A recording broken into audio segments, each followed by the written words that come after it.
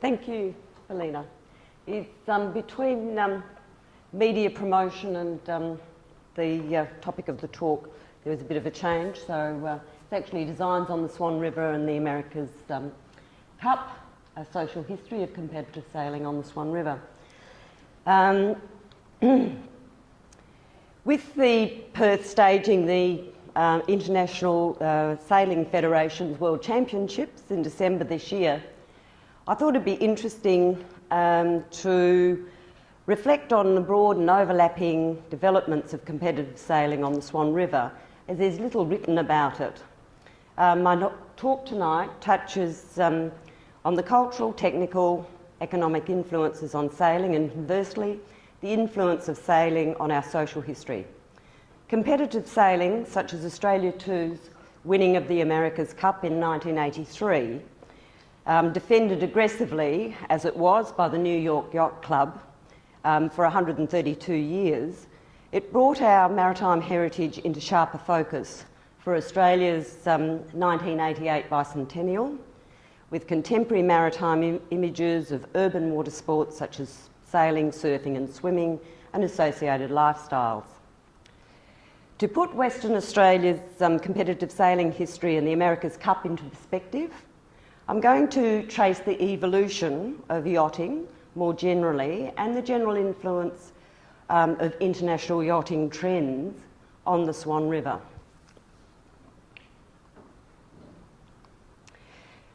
Yachting owes its origin to the Dutch and English. Yacht is a Dutch word associated with hunt, and they were light, fast pursuit vessels used in the early 1600s by the Dutch Navy and Dutch government as communications vessels for customs and pilot services. Dutch merchants copied the yachts for private use to greet incoming merchant ships. On special occasions, the merchants brought their yachts together for a special occasion, and from there competition arose. The Dutch East Indiaman, Duifken, made contact with Cape York Peninsula in 1606. It was a larger naval-styled yacht and now famous for finding the Great Southland continent that became New Holland and later Australia. Back in Holland in the 1660s, the future King of England, Charles II, was in exile in the Netherlands, where he had become an avid yachtsman. On Charles's return to England, the Dutch East India Company gave him a gift of 2 yachts, and he augmented his fleet with another 24 yachts for various royal and naval services, his mistresses and family. He sailed his own yacht on the Thames, and Britain's elite imitated their king, and it became fashionable to sail yachts for leisure and for competition, and from there the trend spread throughout Europe. The world's first yacht club was formed in Ireland in 1720, and in 1831 it received royal charter as the Royal Cork Yacht Club.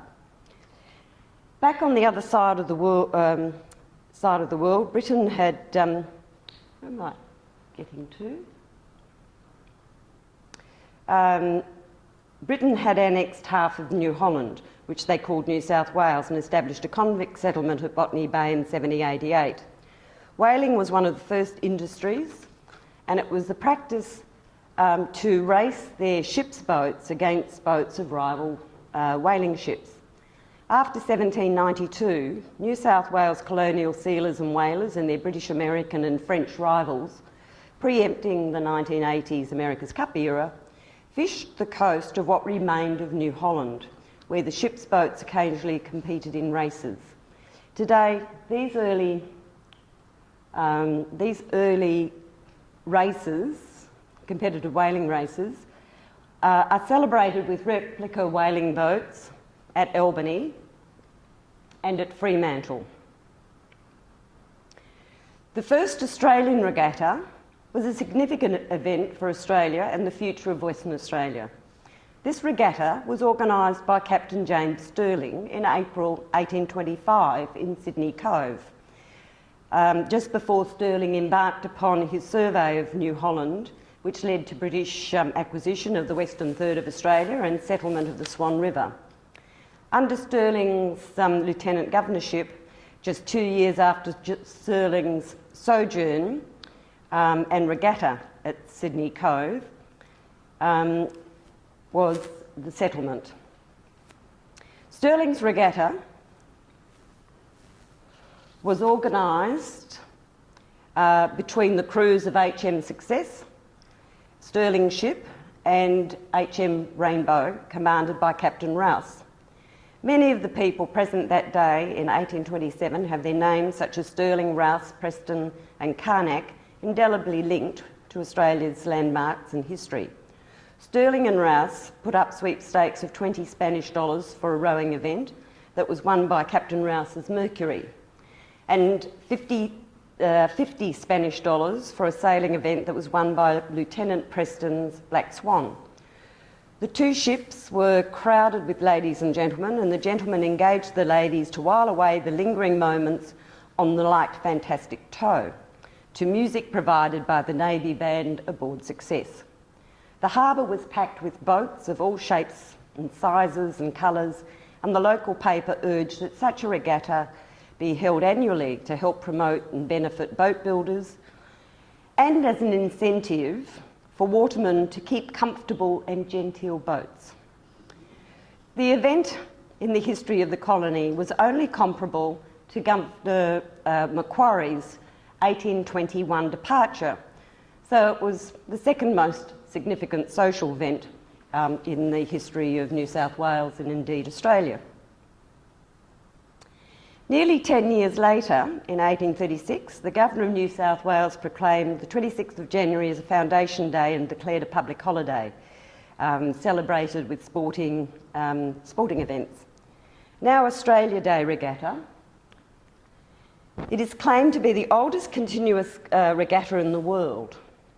The format of the regatta reflected Stirling's program of rowing and sailing and a band and dancing with an evening ball. And it was a precedent that was followed by the colonies to celebrate special occasions put on for the enjoyment of the masses.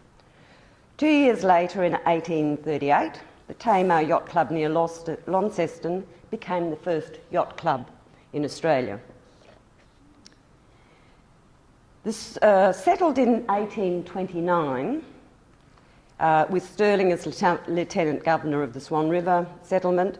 It suffered from treacherous harbour, poor soils and lack of labour, and things were often economically grim. Oddly enough, Stirling during his stay did not see fit to jolly things along with a regatta like he had done at Sydney Cove. That was left to Governor John Hutt, who declared a public holiday on the 1st of June 1841 for 2,500 colonists to celebrate the 12th foundation anniversary of the Swan River with games and sports. There was little to celebrate, and winter was not the best time of year for outdoor activities, let alone for spectators. Nevertheless, the anniversary day celebrations persisted well into the 1870s because it was an anniversary ever to be remembered in British history. Sailing was often held off until better weather, and thereby extending the holiday. Between 1841 and 1876, members of the public formed committees to manage the different events for the Swan River Foundation Day public holidays for the masses. Horse racing at Canning and athletics and water sports on Perth's foreshore were organised. Water sports comprise rowing matches for whaleboats, gigs and sailing races for boats 18 feet and over and on the keel, and boats under 18 feet. The prize money for whaleboats was £6 and the two sailing races were £5 and £4 respectively. Competitors had to pay 5 shillings entry fee to cover the cost of the prizes. Allowing for some succession, each of the regatta races for sailing or otherwise attracted the same professional mariners year after year with predictable results. Spectators could only observe the start and the finish of the sailing races, which made it rather boring. So future programs include a variety of Old English sports, a duck hunt, where boats chased a duck boat, and a competition to walk along a greasy pole erected on a jetty that were added to the programs to amuse the spectators during the yacht races. In between events, the band played, and in the evening there was a ball held in the town hall. Back in Europe, yachting competitions continue to be conducted at local levels within and between yacht clubs.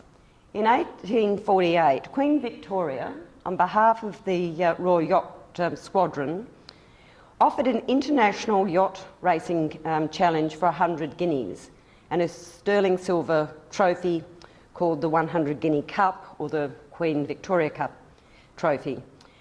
The international yacht race was to take place in the year of London's Great Exhibition in 1851 as an integral part of Britain's celebrations of her modern industrial technology, imperial superiority, when England was the indisputable master of the sea and believed themselves invincible.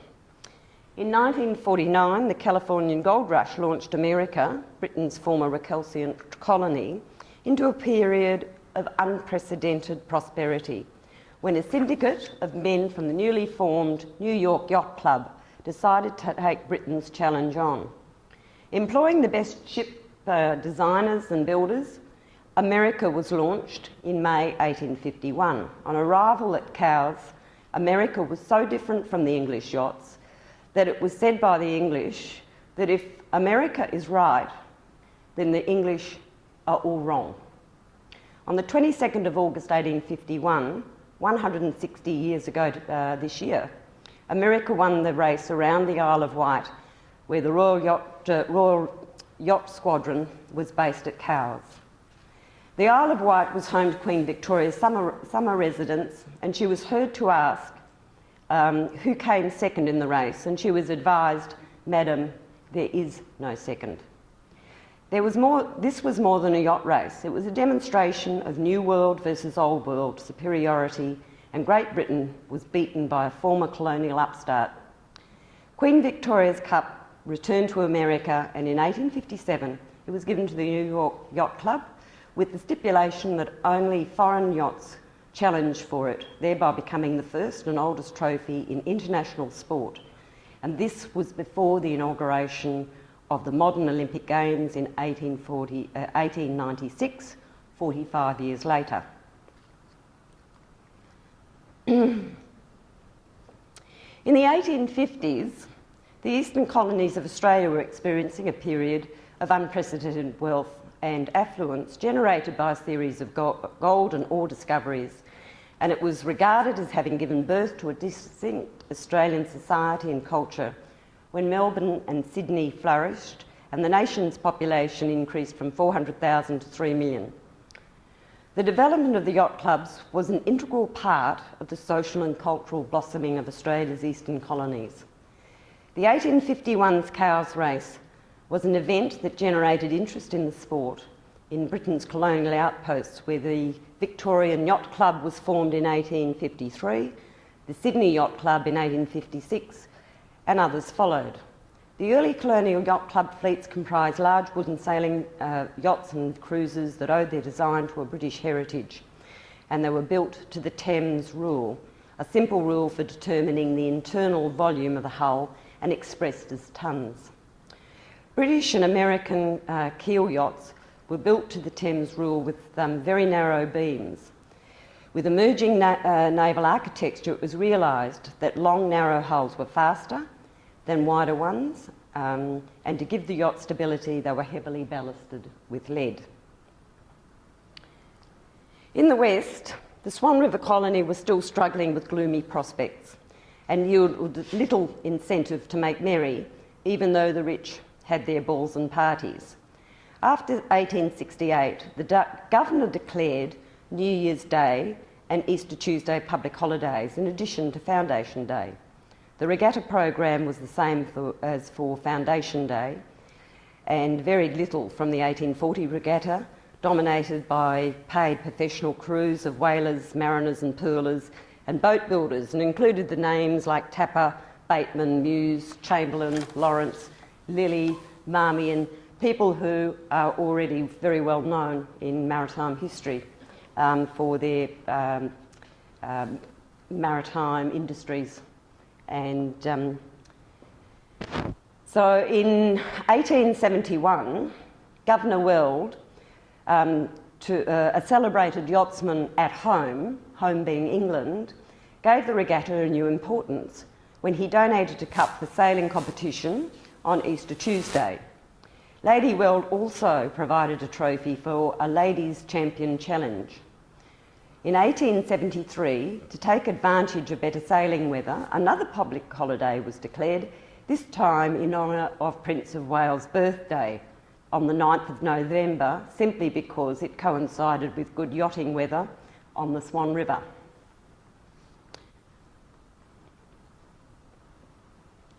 I'm finding it difficult to talk and change slides at the same time.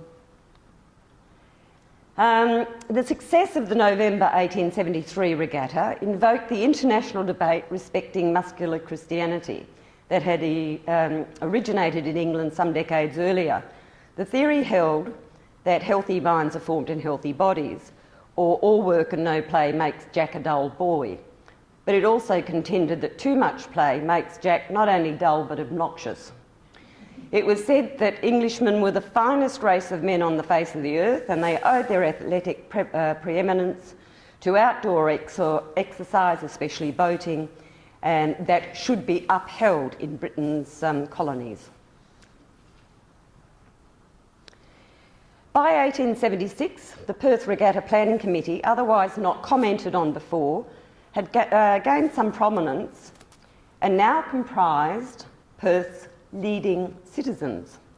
James Listier, Speaker of the Legislative Assembly that had been created by Weld in 1870, was chair of the Regatta Committee that included Peter Goodgery, William Munn, Dr Hare and Robert Scholl, a public servant and pearler. The year before, Mum and his partner had opened the Swan River Brewery. Mum was a colourful character whose Swanbury connections and roller coaster business fortunes would emulate Alan Bond some 100 years later. Like Bond, his contribution to yachting, if not business, was of greater value.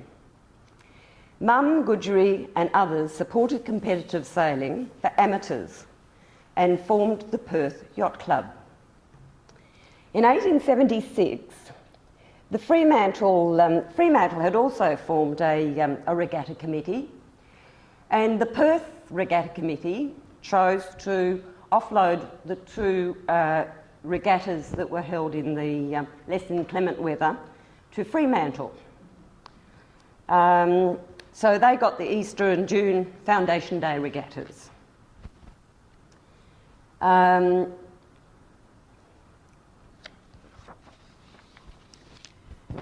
Later that year, in 1876, the Perth Regatta Committee announced the formation of the Perth Yacht and Boat Club and held their inaugural regatta on New Year's Day in 1877.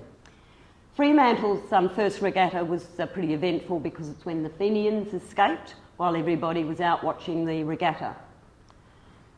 Perth and Fremantle had pretty strong competition going. Fremantle had their games on the green, which the local newspaper regarded as, couldn't understand why they called it a green since it was brown all year round. So there was little love lost between Fremantle and Perth on some quarters.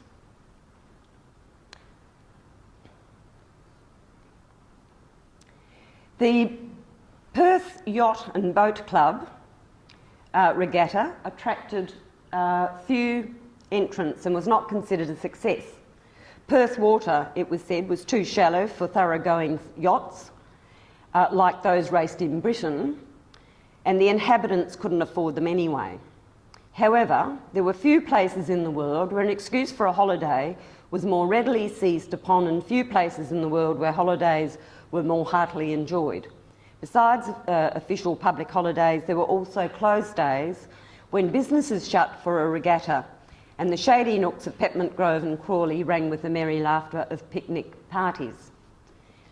In 1880, the recreational ground between the two jetties on Perth's foreshore were upgraded, and the Perth Boat and Yacht Club applied to erect a jetty and boathouse, which were completed in 1881 at the foot of William Street. After 1883, the Perth Yacht and Boat Club, while maintaining the organisation of the annual regattas for the entertainment of the masses on public holidays, it also turned its attention to club activities, and the People's Day became the opening of the Perth Yacht Club's yachting season and focused on competitive sailing at the expense of water sports held closer to the foreshore for spectators. The local paper said their event was dull and did not cater for the masses, and they hoped that the influx of population would change things. In contrast to WA, yachting was evolving quite quickly in the eastern colonies, and some of these initiatives were exported to WA in the 1880s. In New South Wales and Victoria, reflecting British yachting institutions, yachts of the British ton class were popular. In 1883, Victoria held an inaugural intercolonial yacht race to elicit a higher standard of yachting competition, and in 1888, Melbourne hosted the Centennial International Exhibition reminiscent of London's Great Exhibition, but on a less grand scale. And a regatta was inaugurated to celebrate the occasion. A total of $2,500 in prizes was offered, and the prestigious race was won by the sleek 67-foot cutter Era, designed by Sydney naval architect Walter Reeks. In less affluent times, Era ended up as a fishing boat out of Geraldton and Fremantle. But these halcyon days in the eastern colonies were fading with the onset of a worldwide recession and depression and a global financial crisis brought on when Argentinian bonds collapsed. Coinciding with this depression was a trend towards the development of small, fast, less expensive yachts and dinghies that made sport more egalitarian. Yachting histories explain this British and American trend in terms of the impact of the achievements of small yachts like Joshua Slocum's 37-foot sloop Spray.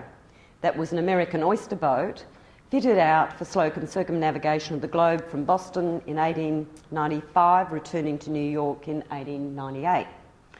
This was the world's first solo circumnavigation, and it received international attention, but this event also coincided with an economic necessity, ever the mother of invention, and it coincided with the rise in organised labour and reduced working hours. While visiting Sydney in October 1896, Joshua Slocum described a typical Sydney boat as a handy sloop of great beam and enormous sail carrying power. Sydney boats were broad, powerful and shallow with centreboards. Introduced in the 1860s, these open boats had developed from Sydney's harbour's working boats, ships' boats, fishing boats and watermen's skiffs. Sydney's boats carried greater area of sail relative to any type of other boat in the world, and it spawned a number of classes that were 6, 8, 10, 12, 14 through to 24 footers.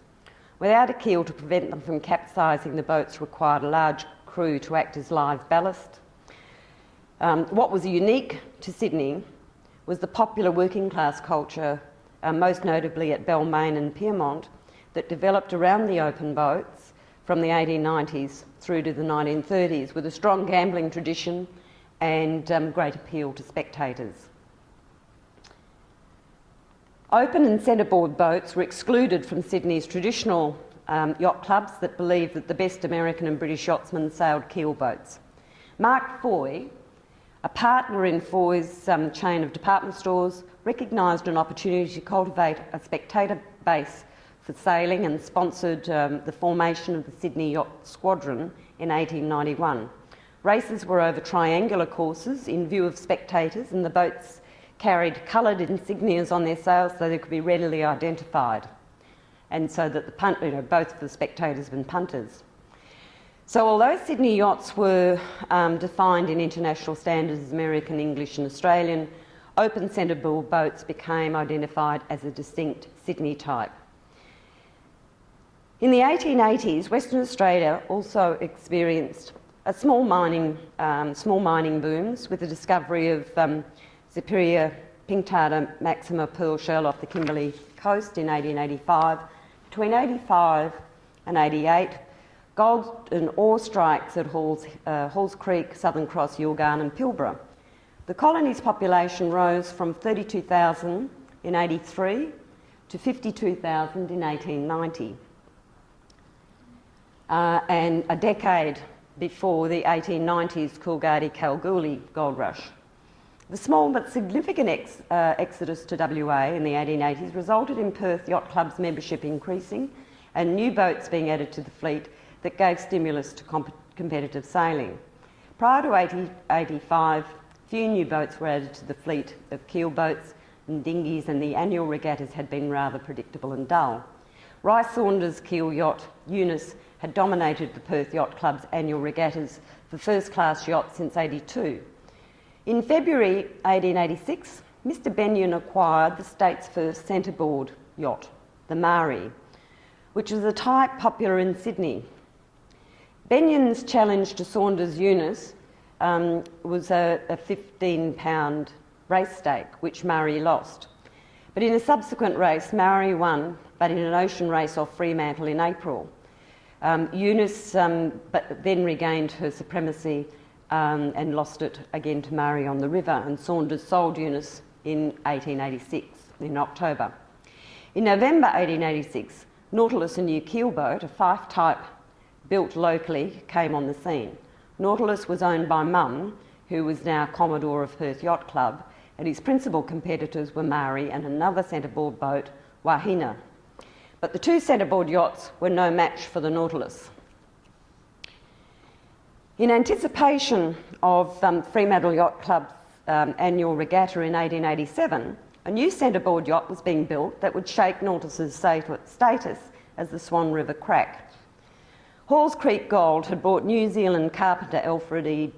Brown to Wyndham, but by the time he got there, the gold at Halls Creek had run out, so he moved to Fremantle, where there was a small community of New Zealanders. Keen to make a reputation for himself, Brown built a centreboard yacht, Hinamoa, to take on the Swan River crack Nautilus. Brown chose an American design based on a Salonika Rule that had guided the design of the America's Cup winner, Mayflower. That was in 1886, the America's Cup winner. Nautilus and Hinamoa were both 27 feet long, but the Nautilus had an 8 foot 6 inch beam, where Hinamoa had a 7 foot beam and was 1.25 tons smaller. Unlike Nautilus, Hinamoa was built for competition, not pleasure. The crew had to sit outside the bulwarks to balance her. Nautilus, on the other hand, was skippered by professional sailor and mariners.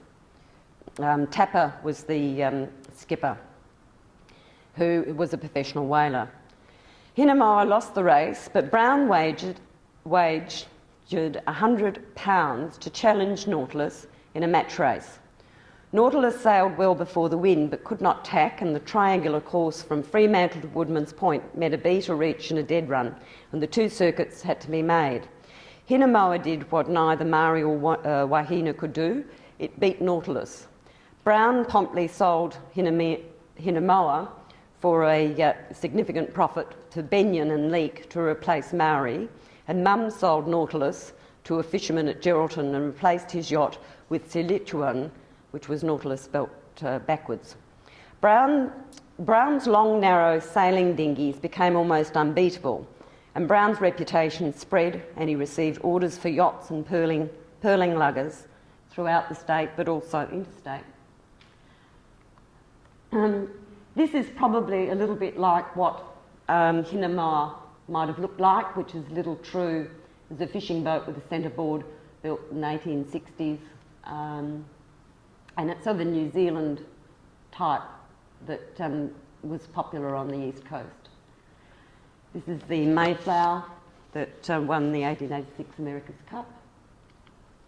This is a half model in our collection, that Robin Gooley half model. It's called Mayflower. Whether it's actually the Mayflower that was built at this time is yet to be determined.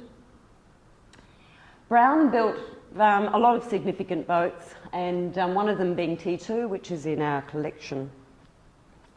And T2 is the sister ship to C.Y. O'Connor's Signet. The introduction of centreboard boats changed yachting on the Swan River, and it gave Perth Yacht Club the impetus to hold more regular monthly sailing events. But opportunities for the new designs to race were relatively limited, and not enough of them to race as a separate class. The problem with the new boats was they introduced how to rate and handicap yachts to enable boats of different speeds and power to race on an equal footing. Handicapping was meant to ensure that boats within a class were relatively equal in power and the races more competitive. The British ton rating system used by the Perth Yacht Club favoured the long, narrow boats, the keel boats. These are Fife boats were very popular. The keel boats were popular, which were an English design. Although he built other boats types later. Internationally, the growing population of small boats coincided with the evolution of naval architecture from the mid-1880s. While the America's Cup was the preserve of the wealthy, it gave naval architecture a high profile in respect to yacht designs and systems for rating and handicapping boats. In the 1850s, middle-class New Yorkers adopted a fishing boat called a sandbagger. They were wide beamy, open centreboard boats and had to be very heavily ballasted with sandbags, and that's where they got their name. For racing, the design was copied by the Salonika Corinthian Yacht Club and built to what was called the Salonika Rule, which was determined the waterline length of the hull and the sail area produced by the yachts. So it was these were development classes. They could be innovative within certain parameters of keel length or waterline length and area of sail. And the Salonika type produced boats with very strong, high overhang fore and aft. The Salonika Rule also applied in Sydney for a time where the Salonika Club offered a trophy in 1895 for half-raters. The class did not survive in Sydney very long, but it survived late into the 1890s from the 1890s into the 1920s in WA, where they were called raters. This rule was adopted by most of America's seaboard yacht clubs and the New York Yacht Club. And in 1903, the American naval architect Herreshoff adapted this rule to taking into account also displacement of the hull, and thus created the Herreshoff Rule that was later adopted for the America's Cup and modified to create the Universal Rule that produced the range of classes through I to S of similar design, and the most famous being the J-class yachts.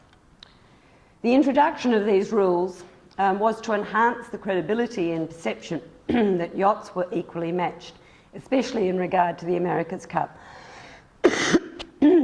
In 1957, the 12-metre rule with modifications held until 1987, when Kookaburra unsuccessfully defended the America's Cup at Fremantle. So this was what was happening in the America's Cup, and basically the same ratings, some systems were being used there, was being applied directly at the same time, keeping up in Western Australia as it was in Australia. In Europe, the Olympic Games, established with the laudable intent of bringing nations together for friendly sporting competition, also used rating systems to enable an equal match between competing yachts. The classes were rated originally, as I said, with the old Thames measurement rule. This was modified by a French naval architect for the second Olympic Games in Paris in 1900, when the yachting made its debut. The European rule was based on tonnage or displacement rather than based on length of waterline, but it also produced similar yachts to those built using the American Universal Rule. In Europe, that was okay.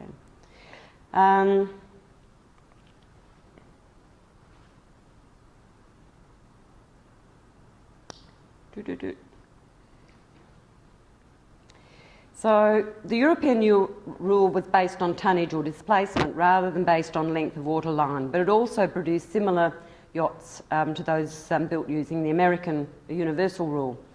In Europe, in 1906, the International Yacht Racing Union was formed and the forerunner to the current International Sailing Federation, or ISAF, in Australia. And they adopted the international rule in 1907 for the Olympic Games to increase professionalism, equality and credibility of the sport, and encourage fleet racing classes and to attract more competitive sailors. Unified measurements and rules gave international yachting competition greater credibility as a sport and attracted more sailors. And the international rule is regarded as the backbone of international yacht racing today, and encouraged the growth of international classes, class racing, class yacht racing associations, and ultimately one design yachts that are basically exactly, each yacht is an exact copy of each other. And that was one of the big issues in terms of, in the early yachting development, was very strong arguments against one designs because it inhibited the ability for people to be creative in their designing, and it also impeded the yacht builders and professional yacht, ship builders and boat builders in terms of not being able to participate in building innovative boats. So the evolution of yachting design in the search for speed all carried sway over Australia's young yachting fraternities, where handicapping had been haphazard and rather subjective.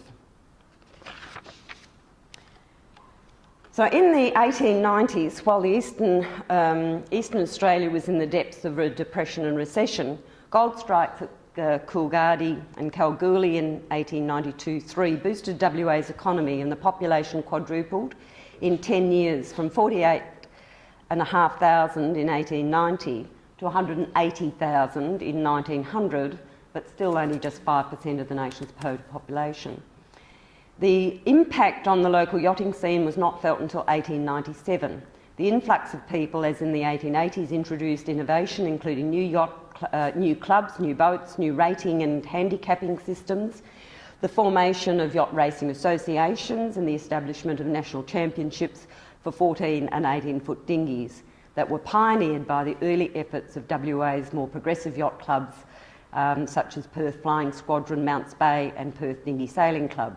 All of these innovations reflected the advances made in yachting in America and Europe with the modern Olympic Games. In 1897, the Royal Perth Yacht Club was described as the only club in existence worthy of the name, but it was also described as an apathetic and somnolent body that had few boats and appeared not to countenance such frivolities as racing. T'othersiders were vocal in telling the locals what they found lacking on the Swan River. Club membership was expensive, they imposed dress standards, they didn't hold enough yacht races, and when they did, the entries were few and the prizes were small, and the races were out of sight of the spectators. The boats that did race were a mixed lot, disparagingly called a menagerie fleet, owing to there being no class lengths and haphazard ratings and handicaps that favoured larger boats, like the Swan River crack at that time, Circe and cruisers. Boats, they said, should be raced equally. Boats should be raced in equally matched fleets, with the winners decided on a first-past-the-post basis. That is, with the handicaps applied at the beginning of the race, so that you knew who won the race at the end. And that the races should be over a triangular course, upwind, downwind and reaching, at least every Saturday along the lines of the Sydney Flying Squadron, with yachts that young men could afford to sail, unlike the prevailing situation on the Swan River. Perth Flying Squadron, Freshwater Bay, North Fremantle Sailing Clubs appeared on the scene in 1897 or soon thereafter. The success of the new clubs was directly attributed to the eastern goldfields and the influx of the larger population, many of whom had been shining lights in distant yachting circles, and their rays combined helped considerably to illuminate the darkness which seemed to have settled on the sport in WA. They brought new blood, new desires, new aims and new wants, and they were met with open-handed, in an open-handed and yachtsman-like manner by the local enthusiasts. It was said that the old lead mine style of craft, slow and cumbersome, gave way to a trend of smaller, cheaper, faster yachts. Although Perth Flying Squadron adopted with some minor changes the Brisbane Sailing Club's sailing rules, it was styled on the Sydney Flying Squadron, appealing to spectators, sponsors, sailors, punters and the general members by holding regular Saturday afternoon regattas, social events and cheap membership fees. In 1897 they had 30 gentlemen members, and this increased to 140 members the following year when they opened up membership to the ladies in recognition of them being the power behind the throne. Sponsored by Mark Foy, the Perth Squadron did its utmost to promote the best interests of yachting, and their efforts were crowned with success and attributed to the strenuous efforts and zeal of the Commodore, Mr. Frank R. Perrott, H. Barker, Secretary and their executive. Perrott was qualified as a naval architect in America, where he was Vice Commodore of the Port Townsend Yacht Club in 1892 and a delegate to the North American Yacht Racing Union that had helped unify American and Canadian racing and rating rules. And he was also a delegate to the International Yachting Union, which was associated with the Olympics, that helped unify racing and rating rules throughout the yachting world. This union was the first step in the development of the worldwide sport of yachting. While in WA, Perrott designed a number of successful racing yachts for prominent New Zealand, Sydney and American yachtsmen, including, whoops, I'm getting behind in my slides again. This was in Kalgoorlie on the Lake Lefroy. Perrott's name is also associated with a very well-known famous yacht, Ioma, which is now which is otherwise not recognised anywhere else other than this source that I have. There were other direct links between American design yachts and Western Australian yachtsmen. William Clements of West Perth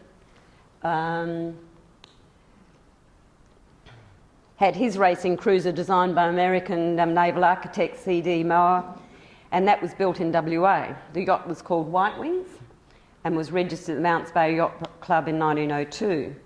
And the design featured in the Rudder magazine in 1901. Perth Flying Squadron was able to satisfy all the yachtsmen's aspirations and desires, and the Freshwater Bay Yacht Club formed in 1896 with a membership of 70 local residents. The Corinthian Club formed in 1898 with 30 members, but their activities were fairly sporadic. In 1899, some of the original members of the Flying Squadron broke away to form the Mounts Bay Sailing Club with the main objective of raising the standard of competitive racing, but also keeping membership and racing costs low to attract young members and provide more valuable cash prizes. Their races catered for plumb stem and stern boats, or boats with vertical stems, and raters, but soon sponsored 14, 16, 18s and 22 footers. Within several years, the club was one of the strongest sailing clubs ever up to that point, even though it didn't have a clubhouse. Yacht designs were also being transformed. From 1897 to 98 season, a new type of yacht, Yelkie, was launched, and its success was said to have transformed the style of yacht racing on the Swan and the old lead mine style craft, popular with the British and American elite yachtsmen, were in WA regarded as slow, cumbersome, and they gave way to speedy skimming dishes more suited to the Swan River. The last season, the spectacle was often witnessed of a 14-foot Inez walking past the Empress, 1890 an 1896 built 20-foot boat, which had previously been clipper of her class.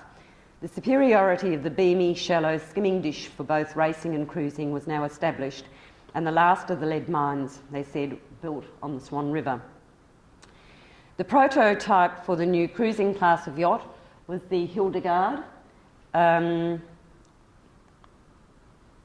was the Yolki. This is the Regatta that had been adopted, which was based on the Salonika.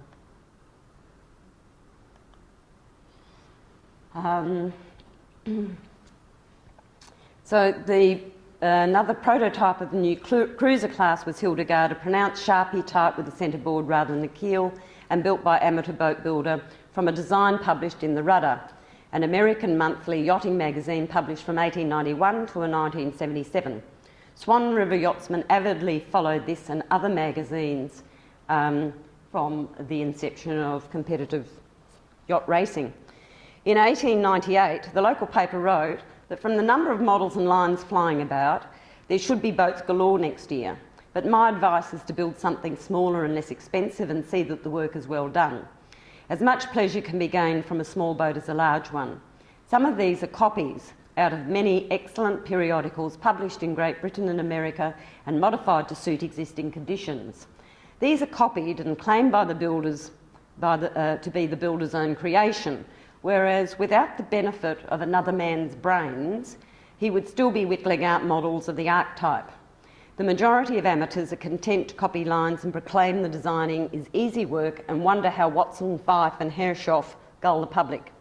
2 years ago, these amateurs, or for that matter the builders also, had as much idea of the skimming dish proper as a mule, and the sorry exhibition of the old cracks bear us out. Yet these half-sane men pose as full-blown naval architects.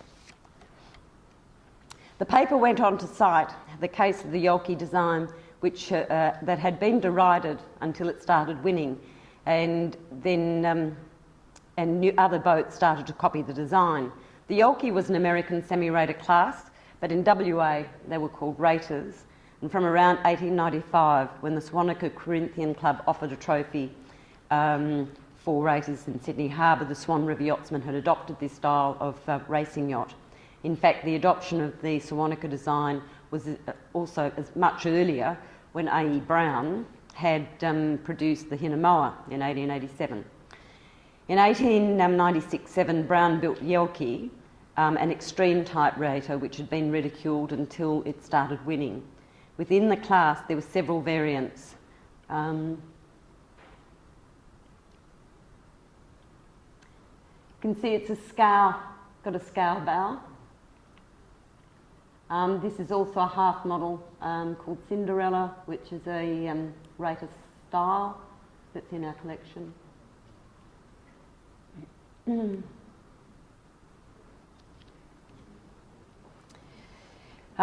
was said that Momo, another rater, was described as a good-looking craft as opposed to Yolki, which was of the swallow type that was designed for sheltered waters and could not compete successfully in rough waters. Although Mounts Bay Sailing Club provided races for 14-foot dinghies in their extensive program for plumb stemmers, raters, 14, 16, 18s and 22-footers, and initiated state club championships for 14s and 18s in 1901 with a view to competing in Sydney's anniversary regatta, the 14-foot dinghy owners felt that they were overshadowed by their raters in the 18-foot class, and they wanted to race every weekend. So they broke away from Mounts Bay and formed the Perth Dinghy Sailing Club, specifically for 14s and later 10-foot racing dinghies. They attracted mostly younger folk who could not afford to belong to the existing clubs, and the club's progress was meteoric and attributed to class racing and interstate racing competitions. Great interest was taken in the Inter-Club Championship, where Reenie, skippered by Chris Garland, was the first WA representative to represent WA in Sydney's anniversary 14-foot championship in 1904. Reenie was sponsored by the Perth Dinghy and Mounts Bay Sailing Clubs, and although Garland and his crew were unplaced, they received a hero's welcome home. Mounts Bay then convened open state championship regattas for 14, 16, 18 and 22 footers, but after 1905 they dropped all except the most popular 14s and 18s as state championships. Following the example of the 14-foot dinghy club, 18-foot sailors formed an 18-foot sailing club in 1908, and by 1912 18-footers were prospering and sponsored by most of the clubs. Despite the raters, the 18-footers held their own because of their interest in interstate class racing. The raters couldn't, nobody else raced raters, so they couldn't compete against any of the other states. The Sydney Anniversary Regatta became the Interstate Australian Anniversary Regatta and had always been convened in Sydney. But Perth yachtsmen had other ideas. While visiting Sydney in 1904, Reenie's crew were able to secure a promise of a return visit in 1907.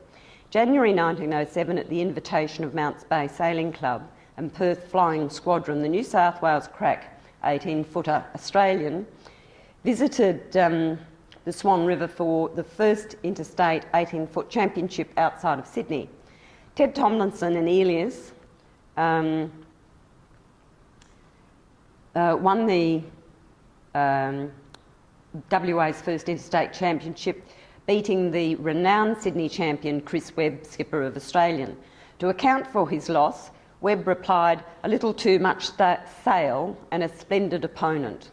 Close friendships were forged by the sporting encounter, and it was said that this was federation of the right kind and not as most of us in WA have come to regard the welding of a nation.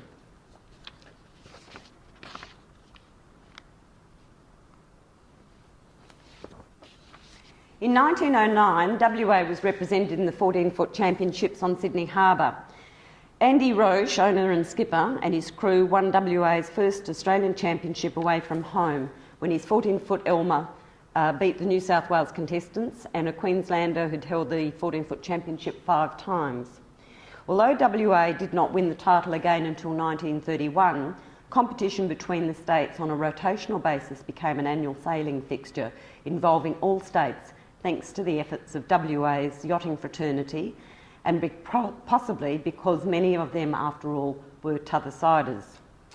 The principal racing classes on the Swan River were now cruisers, 14s, 18s and raters. Ratings were not raced in any of the other states, and cruisers were not really a class, did not qualify for interstate championships. In 1910, Perth Dinghy Club introduced 10-foot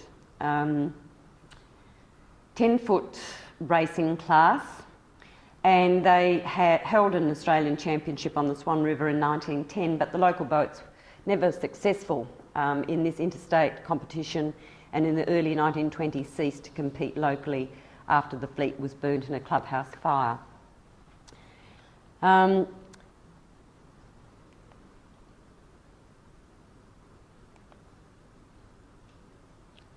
Britain's declaration of war with Germany in August 1914 had little immediate impact on the yacht clubs, when conventional wisdom believed that Britain would quickly subdue the Germans. The disastrous opening of the Gallipoli campaign on the 25th of April 1915 changed this thinking, and young yachtsmen enlisted in greater numbers, and the yacht clubs turned their attention to fundraising for the war effort and collaboration with the Government Department of War organisation. With the termination of the Great War in November 1918, on the Swan River there was a show of unity that had otherwise been lacking prior to World War II, when the clubs had formed 2 yacht racing associations, the WA Yacht Racing Association and Perth Yacht Racing Association. Under the auspices of the Royal Perth Yacht Club, inter-club yacht races were contested on understanding this responsibility would be rotated through the clubs and conducted on the basis of the respective clubs' existing rules, but harmony between the clubs soon became adrift over rating and handicapping issues. WA continued to compete, but with little interstate success until January 1922, when the 18-footer Mealy Bilo, skippered by Chris Garland, formerly skipper of Rennie, won the Interstate Australian Championship on the Swan River. This was WA's third and final national title before World War II. This is Mealy Bilo. This is the other Mealy Bilo. Tragedy struck when Mealy Bilo was destroyed by in a second fire in February 1922, along with the 10 and 14-foot fleets. Chris Garland commissioned another boat to be built by the same builder using the same moulds, but the second Mealy Bilo did not attain the fame of her predecessor, even though it was state champion in 1926, and it was one of the last 18-footers to compete in an Australian Championship until 1978, by which time hulls were no longer built of wood. This is a lines plan of a builder's half model that's in the Perth Flying Squadron, which is believed to be a half model of the first Mealy Bilo. These are the lines plans of the second Mealy Bilo that's on display in our museum. And these plans, this is the kind of work that one of my colleagues, Bill Leonard, does in documenting our collections, and not just the boats that are in our collection, but also significant boats that are held in the community. After the two fires in 21 and 22, and the loss of the 14-foot fleet and the new fleet was built, at the time, the Australian champion was the Eastern States dinghy John Nimmo, a snub-nosed dinghy type. The Endeavour in the museum's heritage watercraft collection, is the only snub-nosed dinghy to exist in Australia that we know of. After the two fires, but also because of the war and a depressed economy, there was, and they found that 18-footers and the raters were expensive to build and maintain, because they also had to have 3 sets of sails depending upon the weathers, because of the rating system but yachts were rated according to whether it was light winds, medium winds or strong winds, so sailors had to have 3 sets of sails to maximise their opportunities in competition. So Perth Flying Squadron looked around to find a new and cheaper class of racing yacht, and several designs of what were called a semi-rater were acquired from the Royal Bombay Yacht Club by Larry Arcus, a famous boat builder and boat designer. The class was based on the Salonika Rule again, being 26 feet length overall, 22 feet on the waterline. One design was for a plumb stem semi-rater and the other for a curved stem foot semi-rater.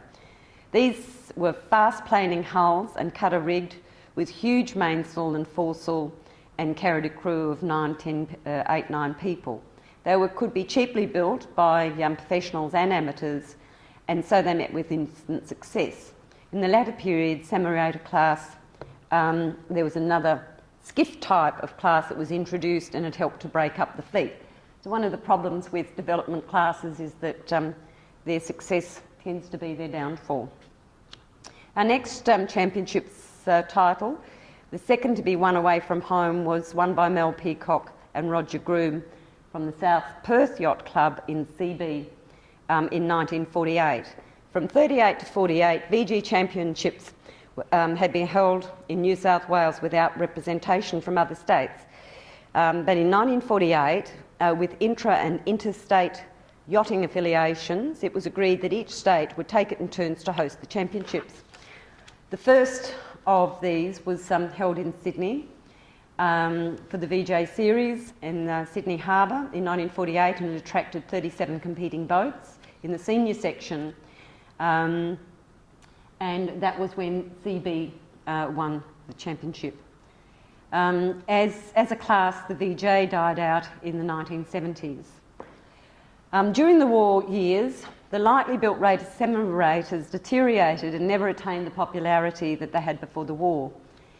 In the post-war years, and also they didn't survive very well because they were very lightly built and cheaply built.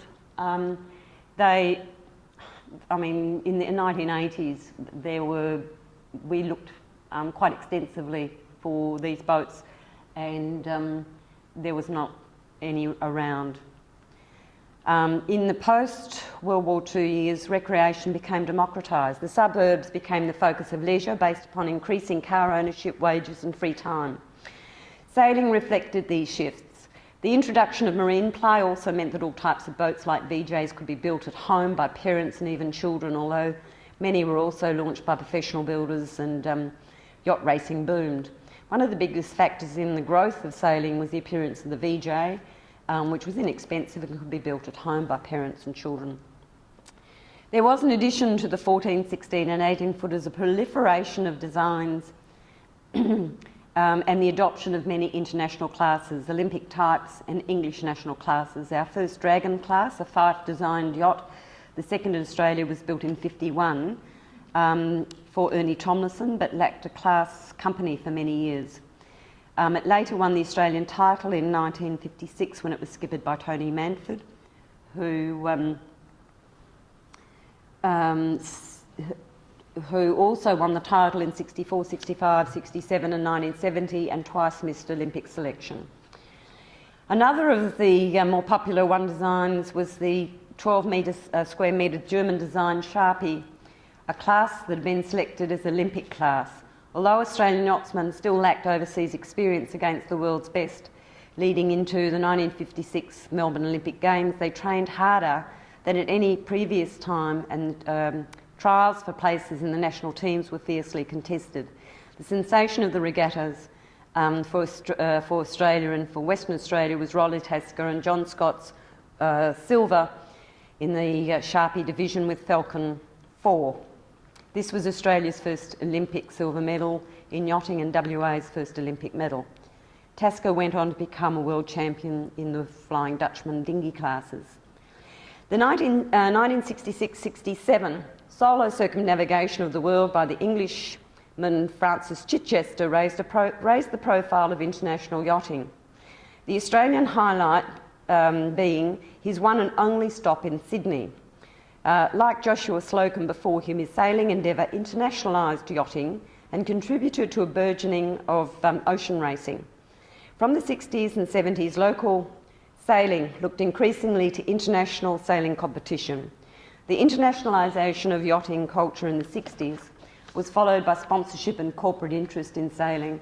The more popular skiff classes derived from the open boats began to be sponsored in the 70s, displaying company logos on their sails instead of coloured designs. In the 60s was another period of affluence throughout Australia that received much impetus from WA's oil being exported from the Pilbara and Dampier and Port Hedland.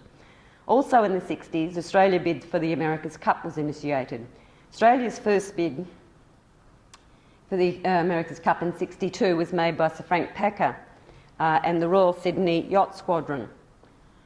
Frank Packer, the Sydney publishing and television tycoon, said at a luncheon that the Poms always failed, so why don't we challenge for the America's Cup? Asked later why he had decided to take on the Americans, Packer said, well, I was drunk at the time.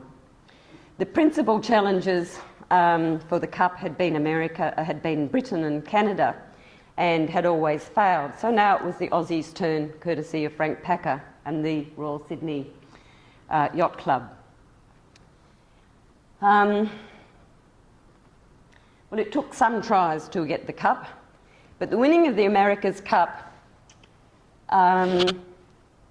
was reminiscent of the 1851 Great Exhibition yacht race, where a young country, as we perceived ourselves, challenging for the world's most wealthy and influential nation, who had usurped Britain as lords of the sea and won the Second World War, was now Australia's principal defence ally. The winning of the America's Cup contributed significantly to how Australians popularly saw themselves and how the world saw them. This new post-war 83 America's Cup image is reflected by one of Australia's most notable larrikins, Paul Hogan, who promoted Australia as an international tourist destination between 1984 and 1990 by inviting the world, and specifically the Americans, to join him in chucking a shrimp on the barbie. If the Americans didn't know where Australia was, Hogan told them that it was where the America's Cup was. The cup, wrenched away by the men down under, was now at the Royal Perth Yacht Club. This change in our perception of ourselves is reflected in the dedication of Australian National Maritime Museum in Darling Harbour, Sydney, in 1984 to house Australia 2, and the commissioning of Captain James Cook's Endeavour in 1987, and Australia's 1988 bicentennial celebrations that were conspicuously maritime, although there were bush equivalents, with the Stockman's Hall of Fame in Winton. Cultural perceptions are reflected in the 1984 dedication of the dedication of the Australian National Maritime Museum in Darling Harbour in Sydney. The yacht and a maritime museum were considered vital to the commercial success of the development of Darling Harbour. At that time, it was just an industrial wasteland. The cost of $30 million for building the National Maritime Museum blew out to $60 million, and the museum didn't open in '88, it opened in '91, 3 years after. In the meantime, the Commonwealth purchased Australia 2 for the Australian National Museum in Canberra, and subsequently lent Australia 2 to the Australian National Maritime Museum, where it was on display until 2001, when it was returned to WA.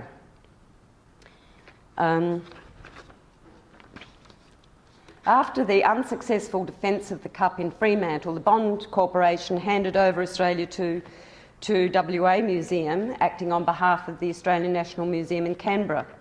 The yacht was temporarily housed, not very successfully or befittingly, in the Historic Boats Museum that was opened, acquired in 1987 for the 1988 tall ships visiting Fremantle.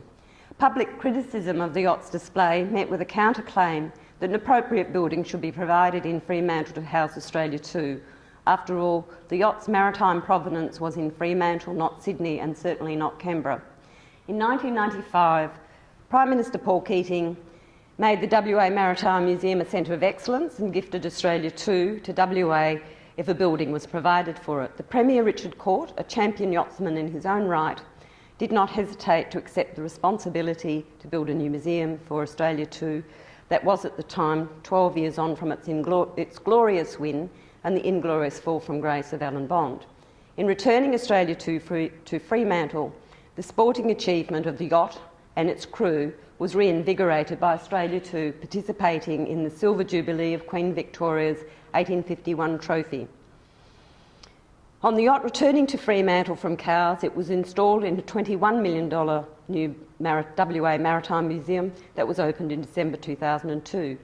Modern and belated national images owe much of their origin to the rich maritime history of which yachting and sailing are inextricably a very neglected part. Sailing has been shaped by our economy, environment, culture and technological ingenuity, and in turn has influenced our maritime history. Thank you.